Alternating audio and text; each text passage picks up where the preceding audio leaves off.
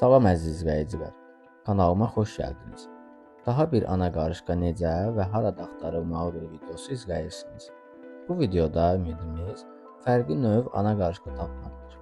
Videonu axıra qədər izləyək və videonun sonunda yeni ana qarışqa tapıb tapmadığımızı bərabər görəcəyik.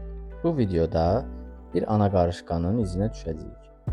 Əgər qarışqaları izləməyi, təbiəti kəşf etməyi və qeyri-adi anlarla qarşılaşmağı sevirsinizsə, doğru yerdəsiniz. Kanala abunə olmağı və videonu bəyənməyi unutmayın. Bu mənim üçün çox önəmlidir. Təbiət səssizdir, amma diqqətlə qulaq asanda hər küncdə bir həyat hekayəsi yatır. Bugün yenə yollardayam. Məqsədim sadə görün. Bir ana qarışqanı tapmaq. Amma bu sadəcə bir həşərat axtarışı deyil. Bu, səbrin, diqqətin və doğru anı gözləməyin hekayəsidir. Keçən videoda ana qarışqa tapmaq ümidi ilə yollara düşmüşdüm. Parklar, meşə yolları, səkilər, hər yerə baxdım. Amma heç bir ana qarışqaya rast gəlmədim. Əvvəlcə məyus olsam da, bu məni daha da ruhlandırdı. Çünki bilirdim, əgər bir yerdə yoxdursa, başqa bir yerdə mütləq olacaq. Bugün isə həmin axtarışın ikinci hissəsidir. Ana qarışqanı necə havada, haralarda axtarılmalı olduğu haqqında ətraflı məlumat öyrənmək istəyirsinizsə, yuxarıdan keçid edərək öncəki axtarış videosuna baxa bilərsiniz. Bu dəfə hər şeyi yenidən, daha hazırlıqlı başladım. İstiqamətlər dəyişdi, ətraf mühit dəyişdi, amma məqsəd eyni qaldı. Yanımda kameram var, ətrafımda minlərlə həyat, yaşayışı fərqli və maraqlı olan kiçik qarışqalar var. Mən axtarıram, siz də baxın. Görək bu dəfə şans kimdən yanadır? Məndən yoxsa ana qarışqadan?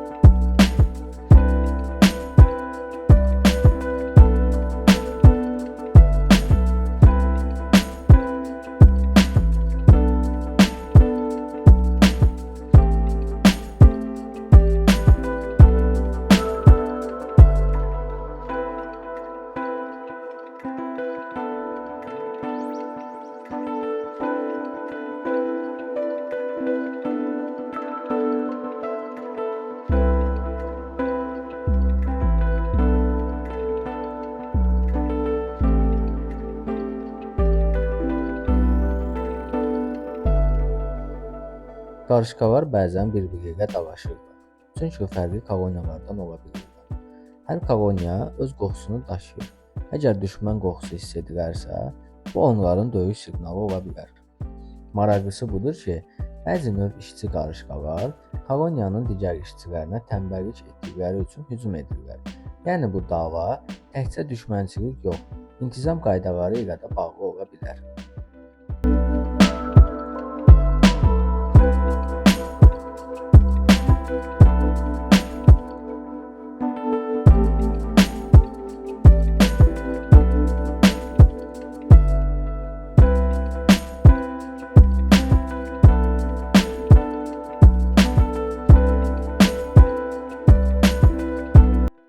Nəhayət ki, səni tapdım. Campanatus cinsinə aid böyük ölçülü, gözəl və sağlam bir ana qarışqa qarşıma çıxdı. Onu ilk gördüyüm an bu yolun niyə bu qədər dəyərli olduğunu anladım. Əgər sən də qarışqalarla maraqlanırsansa və ya sadəcə təbiətdə gizli həyatları izləməyi sevirsənsə, bu kanal sənin üçündür.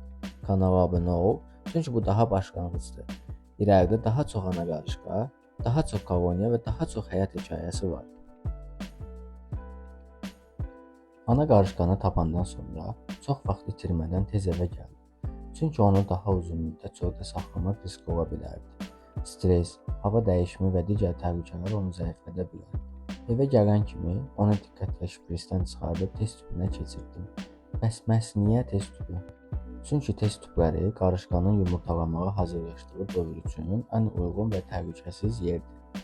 İçəridə kifayət qədər rütubət, qaranlıq və sabit istilik olur. Bu da ana qarışqanın özünü təhlükəsiz hiss etməsi üçün əsas faktorlardandır.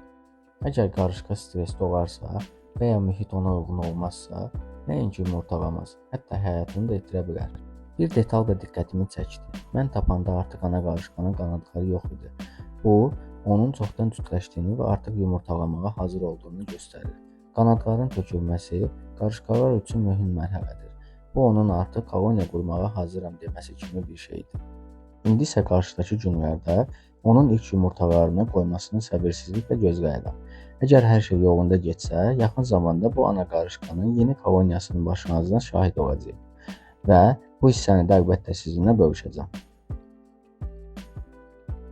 Növbəti videoda sizə Tetramorium cinsinə aid olan ana qarışqam və onun qoyduğu yumurtaların son durumu haqqında danışacağam. Hansı şəraitdə saxlayıram və inkişaf prosesi necə gedir, hamısını göstərəcəm. Əgər bu barədə sizi maraqlandıran suallar varsa, şərh yerinə yazın. Sizin suallarınıza cavab vermək mənim üçün çox maraqlıdır. Kanala abunə olmağı və videonu bəyənməyi unutmayın. Növbəti videoda görüşərik. Sağ olun.